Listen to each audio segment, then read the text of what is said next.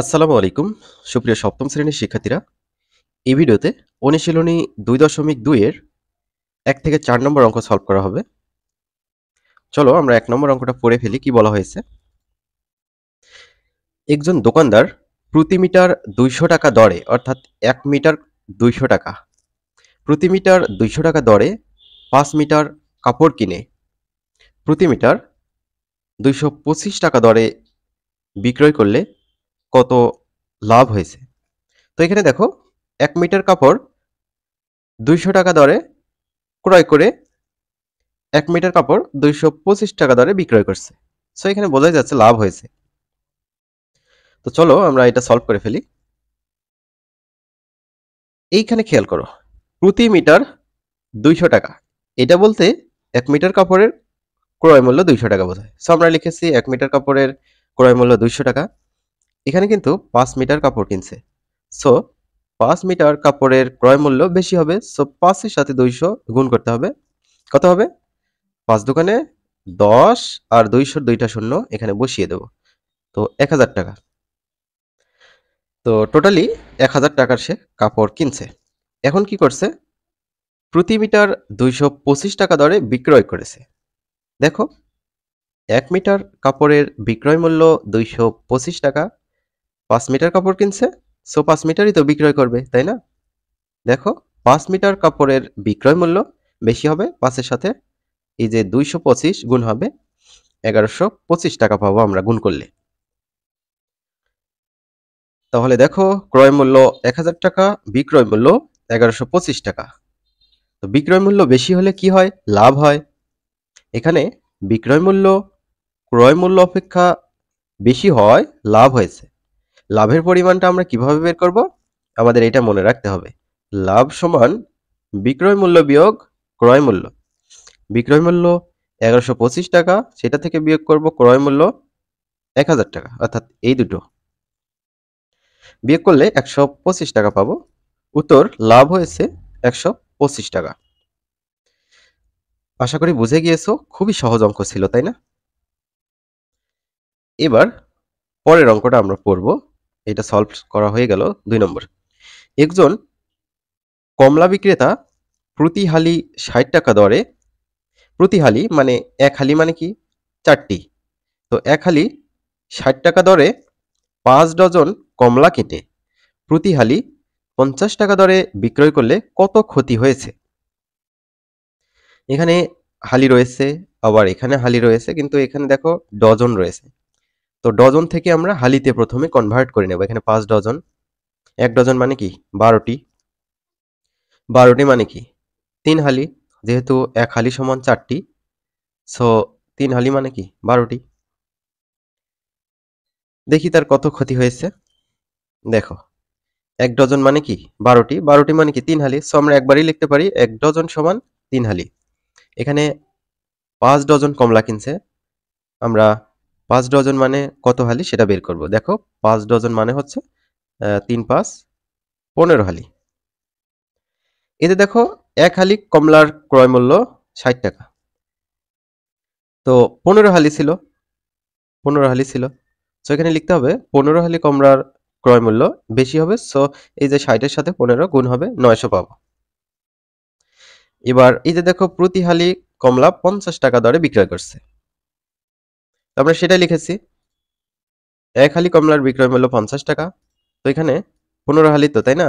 তো লেখা হয়েছে 15 হালি কমলার বিক্রয় মূল্য 50 গুণ 15 গুণ করলে আমরা পাবো হচ্ছে 750 টাকা। এখানে দেখো, ক্রয় মূল্যটা বেশি কার থেকে? বিক্রয় মূল্যের থেকে। সো এখানে ক্ষতি হবে। বিক্রয় মূল্য অপেক্ষা ক্রয় মূল্য বেশি হওয়ায় ক্ষতি হয়েছে। ক্ষতি কিভাবে বের করতে হয় এটা তোমরা একটু মনে রাখবা। ক্ষতি সমান ক্রয় মূল্য বিয়োগ বিক্রয় মূল্য। ক্রয় মূল্য 900, বিক্রয় মূল্য 750, বিয়োগ করলে পাবো 150। তো ক্ষতি হয়েছে 150 টাকা। 2 নম্বর অঙ্ক করা শেষ হয়ে গেল আমাদের। এবার আমরা 3 নম্বর অঙ্ক করব।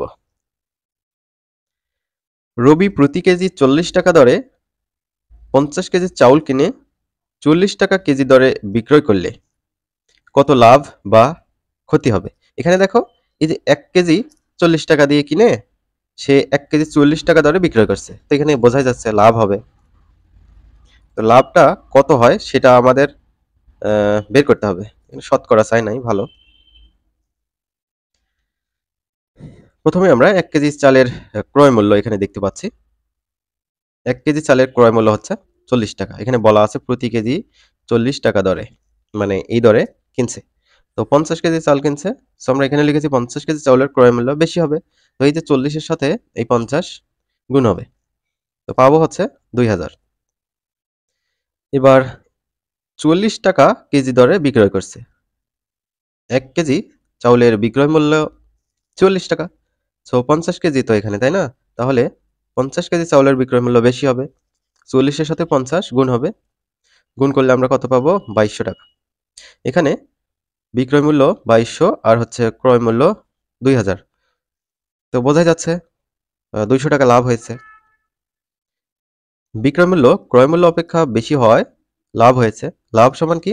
বিক্রয় মূল্য বিয়োগ ক্রয় মূল্য। বিক্রয় মূল্য 2200, ক্রয় মূল্য 2000, বিয়োগ করলে হবে 200 টাকা। এটাই হচ্ছে উত্তর।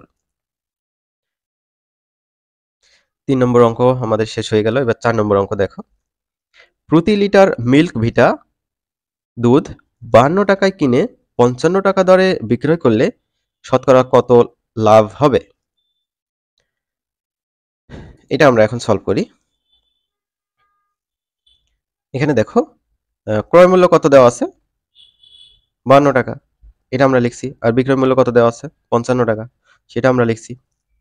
এখানে বিক্রয় মূল্য বেশি, 3 টাকা বেশি, তাই লাভ হয়েছে। আমরা এখানে লিখব বিক্রয় মূল্য, এই যে 55 টাকাটা ক্রয় মূল্য 52 টাকা অপেক্ষা বেশি হওয়ায় লাভ হয়েছে।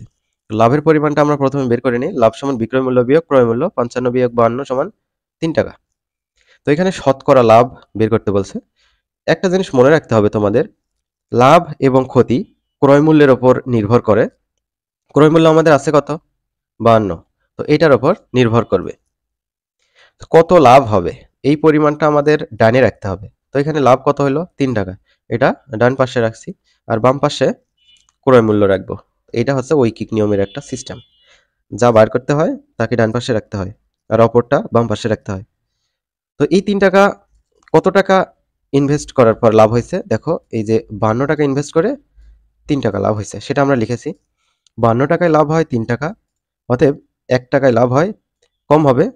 সো এই যে একের ওপরের জিনিসটা এসে ভাগ হবে, কার নিচে ভাগ হবে? 3 এর নিচে। 3/52 হলো। এবার শতকরা বলছে, সো আমরা 100 টাকায় লাভটা বের করব। তো 100 টাকা লাভ একটু বেশি হবে, সো এটা গুণ করতে হবে 100টা উপরে। এখন আমরা যদি কাটাকাটি করি তাহলে কত পাবো? 3 গুণ 100, নিচে হচ্ছে 52। তাহলে আমরা কাটতে পারি কত? 26 দোকানে 52, 50 দোকানে 100, 13 দোকানে 26, 25 দোকানে 50। উপরে থাকলো 3 আর 25-এর গুণ, 3 25 75, আর নিচে হচ্ছে 13। তো এখন এই যে 13 দিয়ে 75-কে আমরা ভাগ করি, 5 13 65, এটা বিয়োগ করলে হবে 10। এই 10 উপরে যাবে, ভাগ করলাম 13 দিয়ে, এই 13 হচ্ছে নিচে আসবে। তো এটা মিশ্র আকারে রাখলেই ভালো হয়। এটাই হচ্ছে উত্তর। যেহেতু শতকরা বার করছি, তো এখানে লাভ দিতে হবে 5 সমস্ত 13 ভাগের 10 ভাগ এত। এই যে পার্সেন্টেজ চিহ্নটা আমরা দেব, বা শতাংশ চিহ্নটা। আমরা 4টি অঙ্ক এখানে সলভ করেছি। পরবর্তী ভিডিওতে অনুশীলনী 2.2 এর পরবর্তী অঙ্কগুলো সলভ করব।